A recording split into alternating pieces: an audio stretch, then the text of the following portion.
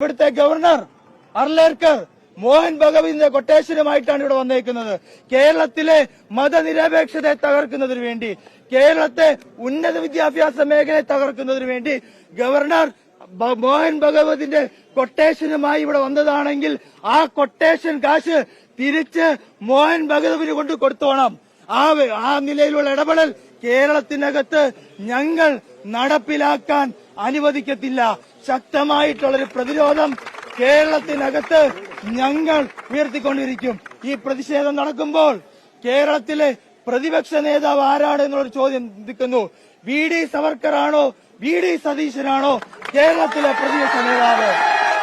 എനിക്കൊരു സംശയം ചോദിക്കാനുള്ളത്, രാവിലെ രാജീവ് ചന്ദ്രശേഖരനാണ് വി ഡി സതീശന് ഫേസ്ബുക്കിലിടാനുള്ള സ്റ്റേറ്റ്മെന്റും പോസ്റ്റും തയ്യാറാക്കി കൊടുക്കുന്നത്. പണ്ട് ശ്രീനിവാസനും തിലകനും ഒരു ഡയലോഗ് ഉണ്ടല്ലോ നാടോടിക്കാറ്റില്, ചേട്ടന്റെയും എന്റെയും ശബ്ദം ഒരുപോലെ ഇരിക്കുന്നു എന്ന്. RSSകാരന്റെയും വി ഡി സതീശന്റെയും ശബ്ദം ഒരുപോലെ കേട്ടുകൊണ്ടിരിക്കുകയാണ്.